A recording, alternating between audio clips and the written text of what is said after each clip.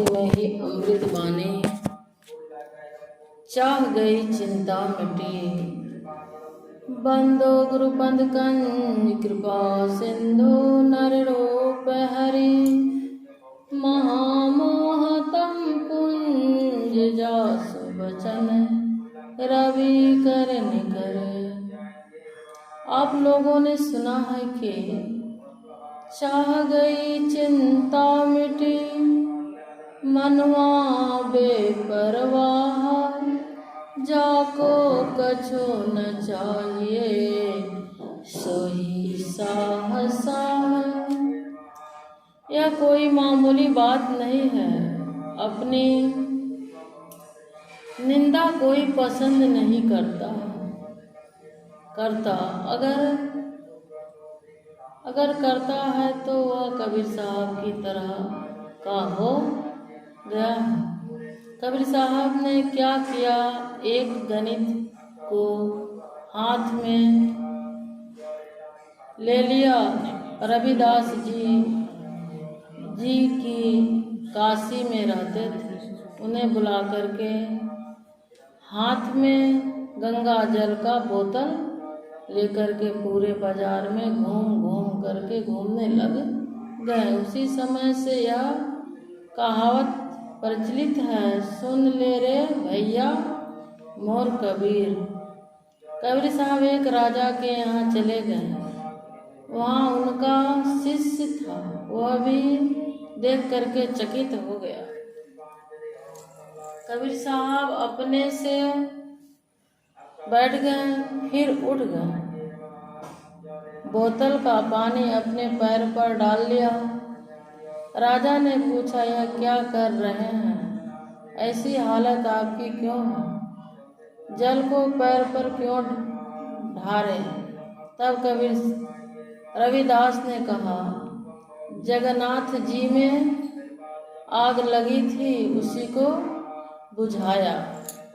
राजा ने सवार से पता लगवाया तो बात सही निकली। उनके लिए यह कोई विचित्र बात नहीं है।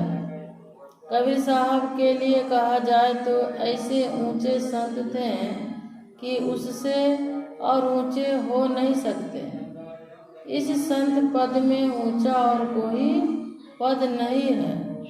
ऐसे जो संत होते हैं वे अपनी निंदा सहते हैं। कबीर साहब थे काशी में।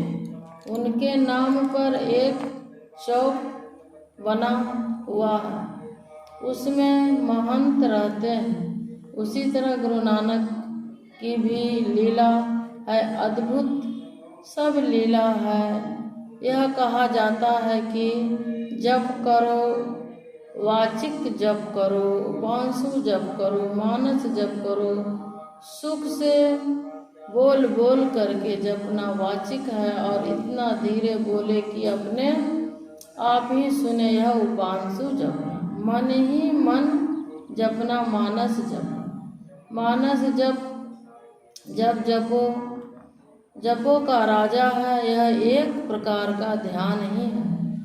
उसमें जो ध्यान होता है उसके द्वारा ऐसी पदार्थ को पकड़ा जाता है जो संसार में नहीं है। वह है बिंदु, उसका स्थान है पर परिणाम नहीं है। यह केवल योगिक दृष्टि से देखा जाता है। इसी को दृष्टि योग कहते हैं। इसकी प्राप्ति के लिए खूब मन से ध्यान करो। मनन ऐसा कि तुतिक्षण मुनि को हुआ था।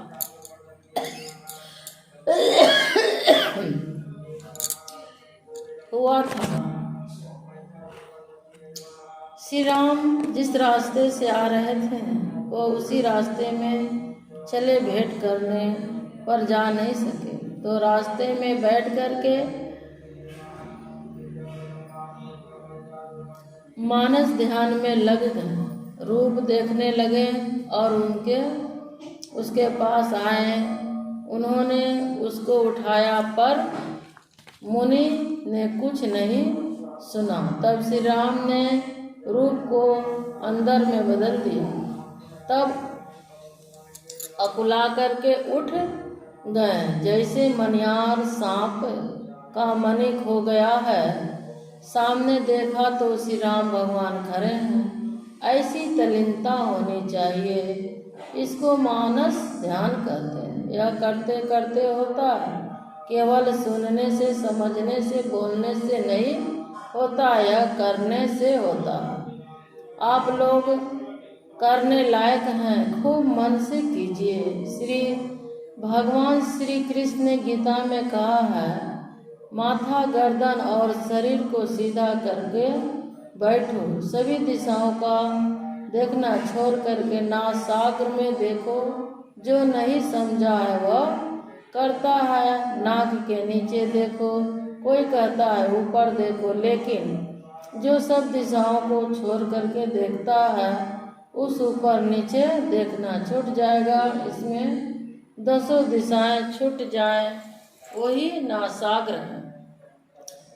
वह यही है जिसे हम लोग दृष्टि योग कहते हैं। करत करत अभ्यास से जरमती होत सुजान, रसरी आवत जात ते सिर पर निशान। जिसको समझ में नहीं आता है वह बारंबार करते करते होता है। जैसे कुआं के पनघट पर रस्सी खींचते खींचते कुछ दाग पड़ जाता है, उसी तरह बारंबार अभ्यास करते करते ठीक ठीक बनने लगता है। दृष्टि योग करना मुश्किल है, आसान नहीं है। वह देना सरल है पर करना कठिन है। दृष्टि किसी तरफ नहीं जाए, हिले डोले भी नहीं, एक सेकेंड भी ध्यान लग जाए तो बहुत अच्छा है। इसे बार बार करते रहना अच्छा है। योग के आरंभ का नाश नहीं होता, उसका उल्टा परिणाम नहीं होता। योग माँ भय से बचा लेता है तो थोड़े थोड़े करते रहते हैं, एक शरीर से दूसरे शरीर में। इसी तरह एक जन्म में नहीं तो दूसरे तीसरे जन्म में कभी न कभी मोक्ष दिला करके छोड़ता है। भक्ति बीज बिन से नहीं जो युग जाए अनंत, ऊंच नीच घर जन्म ले तो संत को संत। भक्ति बीज पलटे नहीं, आए परे जो चोल, कंचन जो बिष्टा परे, घटे न ताको मोल।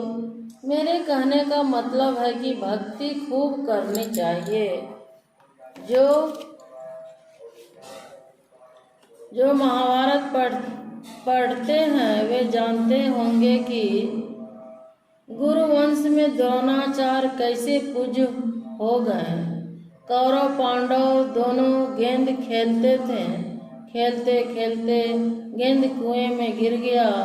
वे लोग बच्चे थे, निकालने का भी साधन नहीं था। द्रोणाचार्य को देखा तो वे लोग पकड़ करके ले आया। उन्होंने सिक्की का तीर बना करके गेंद में मारा, गेंद में लग करके सिक्की खड़ी रही, फिर सिक्की को गेंदे में फिर मारा।